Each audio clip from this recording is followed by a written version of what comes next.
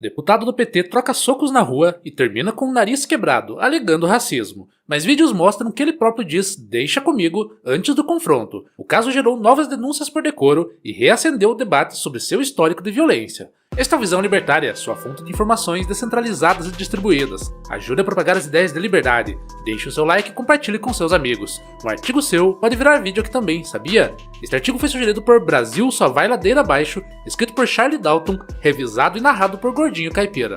Na manhã de 19 de novembro de 2025, o deputado estadual paranaense Renato Freitas do PT protagonizou uma cena surpreendente em uma rua do centro de Curitiba. Filmado trocando socos e chutes com um homem não identificado, o deputado acabou com o nariz sangrando e, posteriormente, afirmou ter reagido a uma agressão motivada por racismo. O parlamentar apresentou uma versão de legítima defesa, afirmando ter sido alvo de ofensas racistas e agressão. Abre aspas. O motivo foi o mesmo que me fez brigar na rua desde que eu era criança. Racismo, humilhação, injúria, violência, agressão. Fecha aspas. Ele diz que estava atravessando a rua com uma amiga, também negra, quando o homem teria dirigido seu carro para cima deles, insultando o deputado ao baixar o vidro e depois descido para discutir. Contudo, há em vídeo um trecho em que logo antes da briga, ele se vira e diz ao seu segurança, "deixa comigo", e durante o conflito, ao acertar 2 chutes na perna do homem, bradava e comemorava seus golpes, indicando entusiasmo e não necessidade defensiva. Mais tarde, no mesmo dia, Freitas publicou em suas redes sociais que reagiu à injusta agressão, defendendo sua ação com palavras carregadas de emoção. Abre aspas. Se eu tivesse o discernimento, o amor e a graça de Deus, eu daria outra face.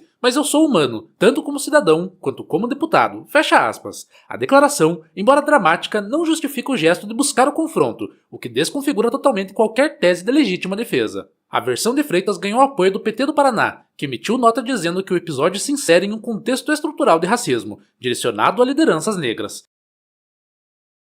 Ao mesmo tempo, a Assembleia Legislativa do Paraná recebeu ao menos 4 representações por quebra de decoro parlamentar, que devem ser avaliadas pelo Conselho de Ética. Até o momento da redação desse artigo, nenhuma consequência foi imposta. O episódio recente não é isolado no histórico de Renato Freitas. Em 2016, ele foi preso após desobedecer à guarda municipal em uma ocorrência de perturbação de sossego. Em 2017, foi novamente detido após afrontar policiais. Em 2018, durante campanha, entrou em confronto com guardas e precisou ser contido com munição não letal. Tudo isso enquanto fazia uma live dentro da viatura. Em 2020 foi flagrado pichando um supermercado, sendo denunciado por vandalismo. Em 2021 foi detido 2 vezes, uma por obstruir uma abordagem da PM e outra durante uma manifestação. Trata-se claramente de um padrão de comportamento e não de um episódio isolado. Em 2022, o caso mais emblemático. Freitas invadiu a igreja Nossa Senhora do Rosário, interrompendo uma missa. Teve um mandato cassado na Câmara de Curitiba por quebra de decoro, mas foi salvo por uma decisão liminar do ministro Luiz Roberto Barroso, do STF.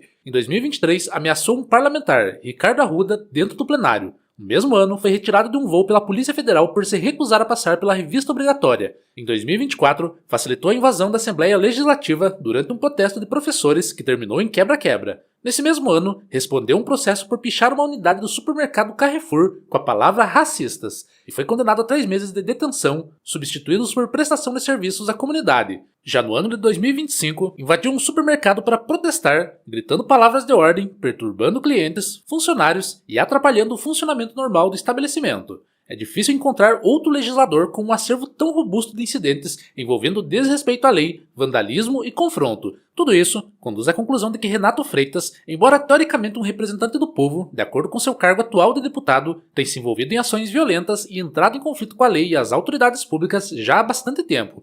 E agora, ao dizer que queria uma briga justa porque é da favela, o deputado produz mais uma contradição. Ele, que se apresenta como símbolo da luta contra a violência, entra em confronto físico acompanhado de seguranças. Seguranças que, aliás, interferiram na briga. O adversário estava sozinho. Briga justa, ao que tudo indica, só vale quando é conveniente a narrativa. Do ponto de vista libertário, a violência só é moralmente aceitável em legítima defesa. Isso exige 3 critérios básicos. A agressão deve ser iniciada pelo outro, deve ser iminente e a resposta deve ser proporcional. Nada disso parece se encaixar no caso em questão. O "deixa comigo" antes da briga, somado ao comportamento de comemoração durante os golpes, destrói completamente a alegação de defesa passiva. O que vemos é o padrão de alguém que, habituado ao confronto físico e ao uso da violência como ferramenta política, se coloca repetidamente em situações de conflito. A retórica identitária usada por Freitas foi racismo, querem silenciar lideranças negras, é o sistema contra mim. Pode até gerar simpatia entre setores da militância, mas não explica nem justifica um comportamento recorrente de buscar o embate. A narrativa de opressão não pode servir como licença para agredir terceiros ou para violar propriedade. O libertarianismo rejeita a ideia de violência simbólica ou violência estrutural como justificativas para agressão concreta. Para libertários, violência é um ato objetivo. Alguém bateu, alguém invadiu, alguém atacou. E esse ato só é moralmente justificável quando há ameaça real e imediata iniciada pelo outro lado, não quando há uma interpretação subjetiva sobre uma provocação ou sobre um contexto histórico. Outro ponto é o uso político desses episódios. Renato Freitas frequentemente transforma cada conflito em conteúdo, narrativa, live, discurso e autopromoção. Para libertários, isso é ainda mais grave. Trata-se de usar o aparato institucional, ou seja, o salário estatal, a visibilidade estatal, os privilégios estatais, para consolidar uma persona de militante combativo que, na prática, serve como um agente de coerção e de tensão social. Vale lembrar que a própria posição de deputado lhe confere imunidade e proteções que um cidadão comum não possui. Assim, quando Freitas entra em uma briga, ele não entra como Renato da favela, mas como Renato, autoridade investida pelo Estado.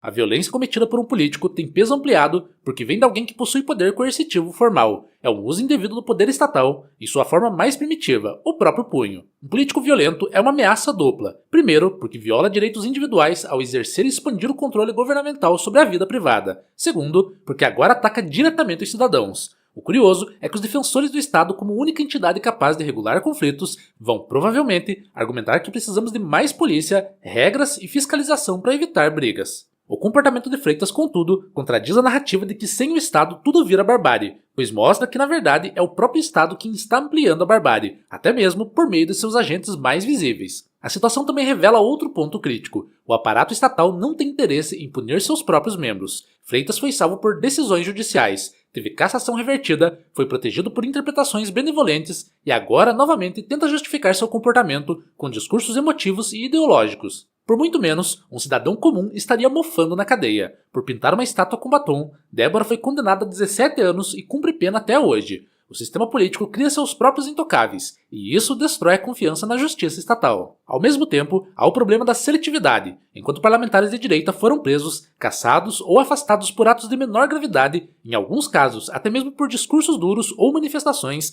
Renato coleciona incidentes graves sem enfrentar consequências proporcionais. Essa assimetria reforça a percepção, já conhecida entre libertários, de que o Estado não é neutro e nunca será. Ele opera politicamente, favorece grupos específicos e pune adversários com critérios subjetivos. É a democracia em que um lado pode agredir e o outro não pode sequer se expressar. Ainda outro aspecto crucial é a recusa de Freitas em assumir responsabilidade pessoal por seus atos. Em todos os seus conflitos, há sempre um outro culpado. A polícia, a igreja, o supermercado, a estrutura racista, os agentes da PF, os guardas municipais, o sistema eleitoral, os detratores, a sociedade branca, o fascismo, o capitalismo. Para libertários, isso é a antítese da ética individualista e símbolo do coletivismo. Ninguém em particular é culpado, são sempre coletivos abstratos os responsáveis pelas mazelas do mundo e pelo comportamento criminoso dos militantes. Num plano mais amplo, a contínua instrumentalização de identidades para justificar violência abre espaço para a normalização da agressão como ferramenta política. Se hoje é um deputado dando chutes na rua, o que impede de, seguindo o exemplo, amanhã serem apoiadores, manifestantes e grupos organizados. A fronteira entre manifestação e agressão se torna nebulosa.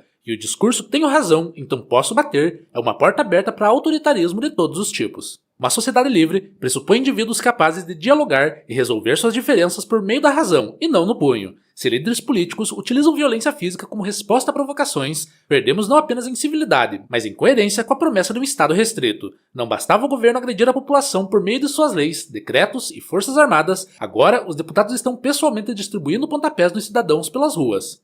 Para o libertarianismo, a resposta correta seria clara: responsabilidade total pelos próprios atos e zero privilégios estatais. Se Renato tivesse que responder pelos seus danos como qualquer cidadão comum, sem foro, sem imunidade, sem advogados públicos e sem amparo partidário, sua disposição para conflitos provavelmente seria bem menor. O Estado cria homens que se sentem invencíveis porque estão protegidos por estruturas hierárquicas que os blindam da responsabilização. Por fim, há um ponto moral. Um parlamentar que se considera vítima eterna perde a capacidade de liderar. Liderança exige compostura, racionalidade e autocontrole. Ninguém espera que políticos sejam santos, mas espera-se que, no mínimo, não iniciem brigas físicas no meio da rua enquanto comemoram chutes aplicados a um cidadão. A briga física de Renato Freitas é mais do que um incidente isolado, é parte de um padrão de comportamento que mistura militância, confronto e política institucional, quando a figura pública que diz representar resistência adota a violência como método preferido de manifestação e protesto, acaba por minar qualquer pretensão de legitimidade moral e política. A repetição desses episódios revela uma dissonância profunda entre a retórica da periferia marginalizada e a prática cotidiana de conflito aberto. Se Freitas queria uma briga justa, como ele mesmo disse, então deveria buscá-la no campo das ideias, no parlamento, nas urnas, e não no asfalto. E se realmente aspira a representatividade para os marginalizados, que mostre que a transformação começa não pela mão erguida para socar, mas pela construção de pontes, pelo convencimento racional e pelo respeito à vida. Nesse sentido, a violência parlamentar repetida deslegitima não apenas sua figura, mas também a causa que afirma representar. Enquanto isso não acontecer, continuará sendo apenas mais um exemplo do velho problema. Quando o Estado dá poder demais a uma pessoa, essa pessoa frequentemente passa a acreditar que tem o direito de usar os próprios punhos para impor sua vontade. Obrigado pela audiência. Este é um canal colaborativo. Participe você também. Cadastre-se agora mesmo no nosso site visãolibertaria.com e envie seus artigos por lá. Os colaboradores recebem recompensas em Bitcoin. Inscreva-se no canal e clique no botão da campainha para ser avisado de novos vídeos. Até a próxima!